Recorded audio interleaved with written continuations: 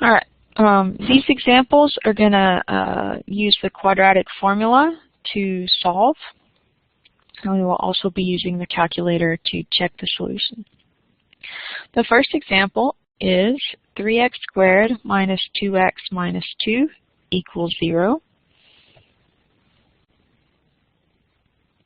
So we have A, B, and C, and the signs go with each. So we have a plus 3 for A, minus 2 for B, and minus 2 for C. Now, remember that the quadratic formula applies to quadratic equations in the form of ax squared plus bx plus c. And if you have that, then you have the formula is x equals minus b plus or minus b squared minus 4ac all over 2a. Okay, so for us, we have A, B, and C. Now I'm going to work on this first part, and you may have heard it called the determinant. So what I'm going to do is take b squared minus 4ac and calculate that. So minus 2 squared minus 4 times a times c. So minus squared is 4. Whoops. And then I have a minus and a minus. So minus 4 from the formula and a minus from C. So this becomes plus 4 times 3 is 12 times 2 is 24, which equals 28. It is greater than or equal to 0, so this has real solutions. So what I do is I come up here, plus or minus the square root of 28, so that we calculated that, the determinant. And we put in, so minus b. Now b is already negative, so a minus and a minus is plus. 2 times a is 3. And so I get 2 plus or minus the square root of 28 over 6. Let me flip back just to make sure.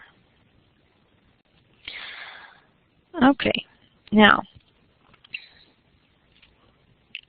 I need to, so I can write it like this.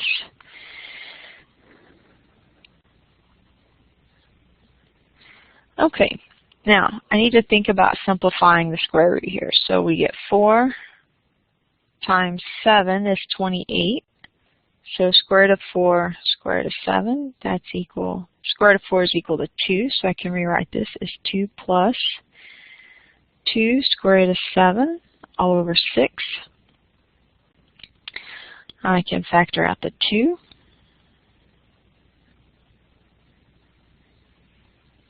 And the 2 goes into the 6 with 3 left over.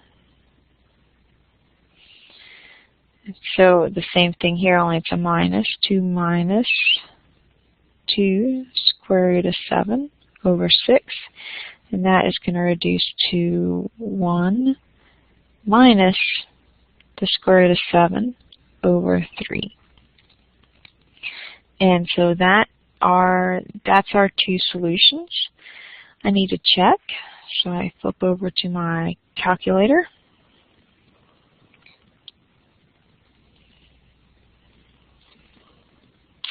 I graph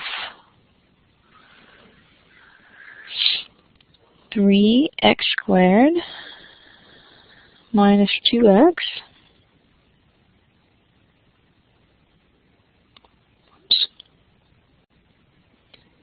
minus 2x, and then minus 2.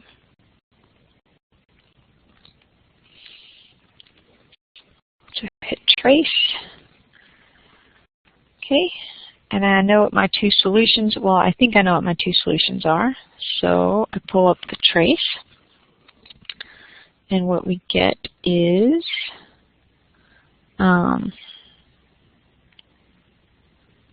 let's see. 1 plus the square root of 7 over 3. You can see we get y equals 0. And the same thing, except it's the opposite side. 1 plus the square root of 7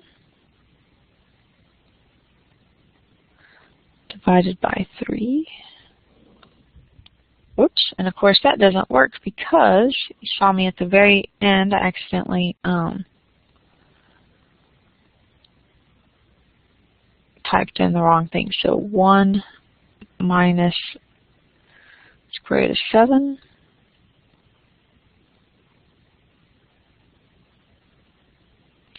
here we go, divided by 3. Not 33, but 3. And there's the other 0. Okay.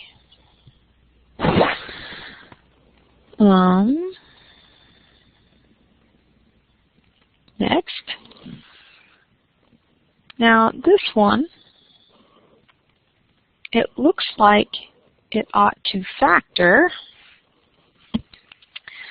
but 5 has factors 5 and 1. Now if this were plus, then it would factor, but since this is minus, they have to have different signs, so there's no way they can add up to 6. So we can't, this one doesn't factor. We're going to have to use the quadratic formula. So we get A, B, and C. So we get, we're going to do our determinant, B squared minus 4AC. So 6 squared minus 4 times A, which is 1, and B, C, which is minus 5. So I get 36 plus 20, which is 56.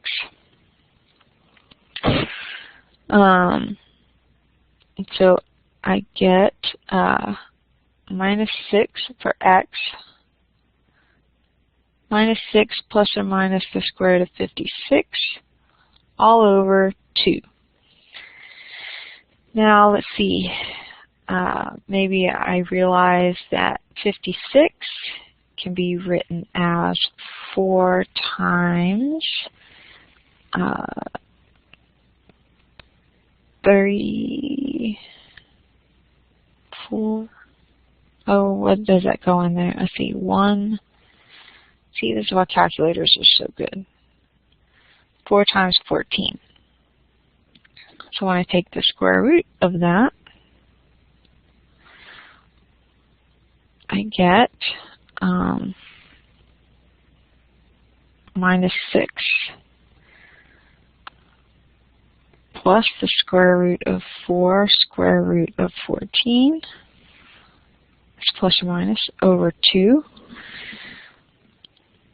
Minus 6 plus or minus 2 over the square root of 14 all over 2. So I can factor out a 2 from the 6 and the square root term.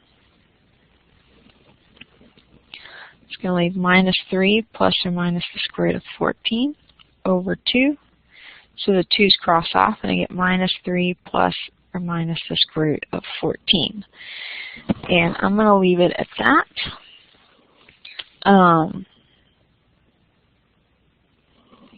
And those are the only examples that I want to do. I think you get the idea. If that determinant comes up to be negative, then that means that you don't have any real solutions and you don't have any x-intercepts.